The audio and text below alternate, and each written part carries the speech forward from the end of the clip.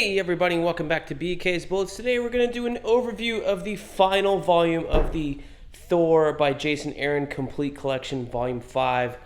This is it. This is the final one of all of these. And I got to say, I picked these up as we started to build up into Thor, Love and Thunder, and just kind of like remembering the stuff I did read of it. And I did want to collect the God Butcher storyline, which is here in Volume 1. This first volume collects 1 through 18. So the first half of it is the gore stuff by Asad Ribic and lays out the three different Thors.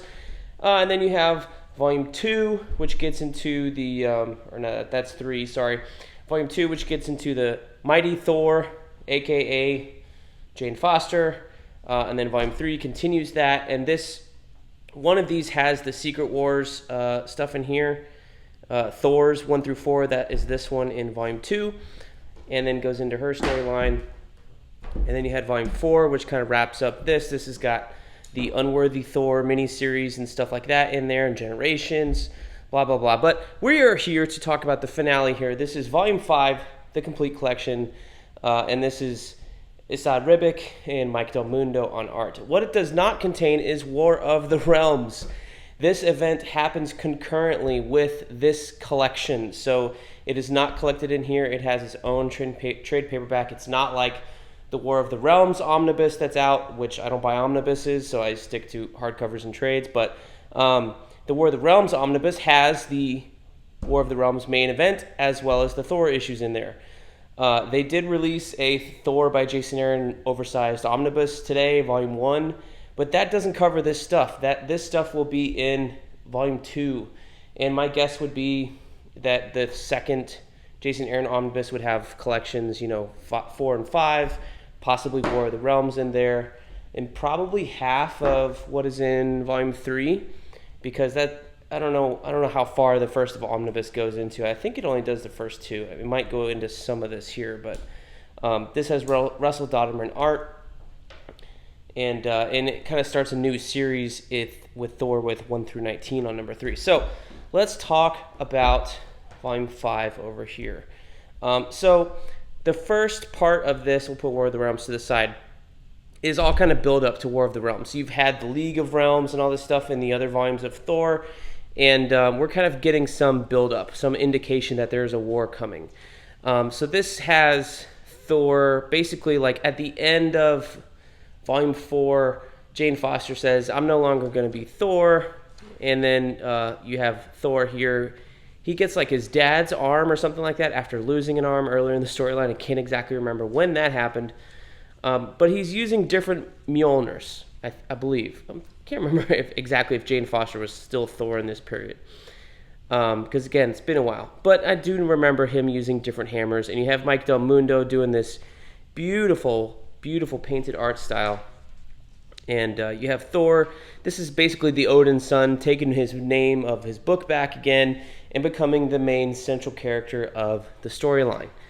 Kind of taking it back from Jane Foster. So it's kind of interesting to have, 2 different volumes of Thor in terms of these like complete collections be about Thor Odin's son, and then the other 3 being about Jane Foster and kind of shoving our regular Thor to the side. This is a Phoenix fused Wolverine, obviously from the future. That was a little fun story. This is the cover to the first one. So you have Thor going on some different adventures here.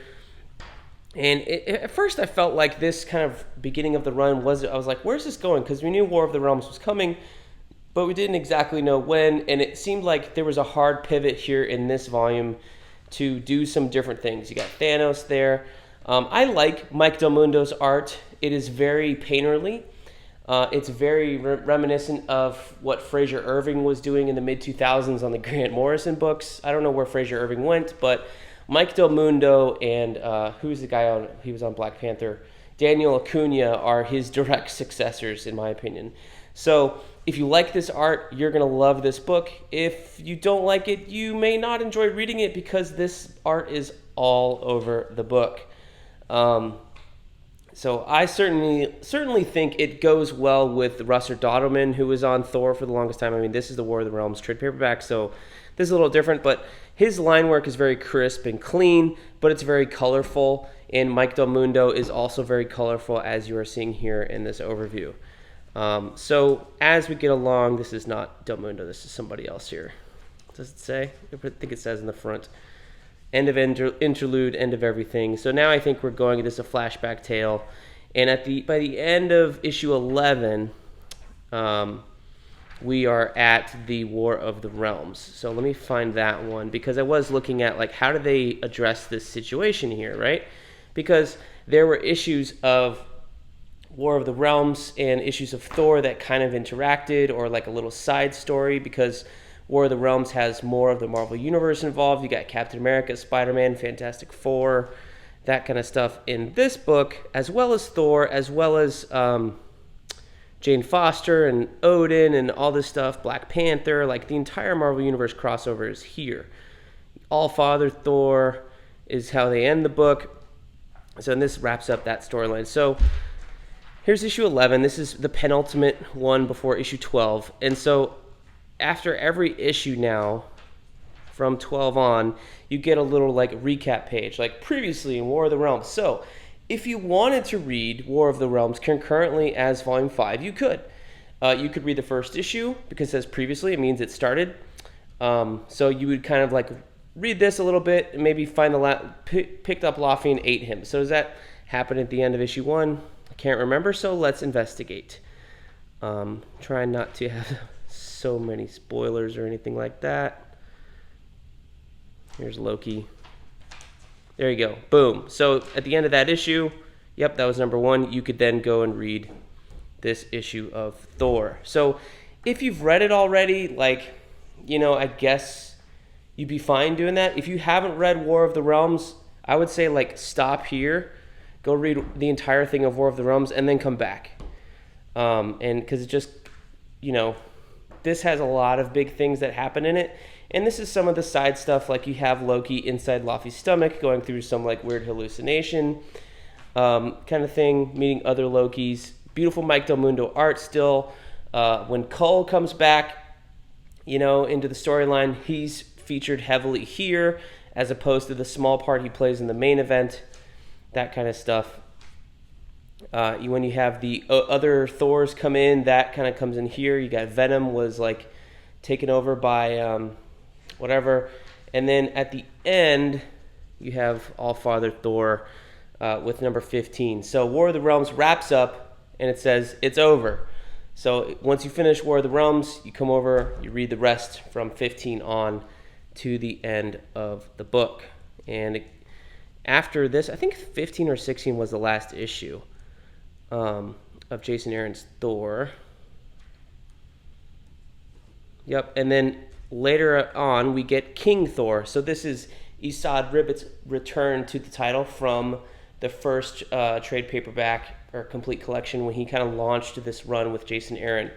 So King Thor was like a little mini series they did. I think it was 3 or 4 issues, very short, and it kind of wraps up everything. You got Gore, the God Butcher, coming back and having another thing. You got Old Thor, Young Thor, King Thor, or Thor, Odin's son. It's all kind of wrapped up. You got the granddaughters. So this is like the grand finale. You're revisiting the library or graveyard of the gods, that kind of stuff.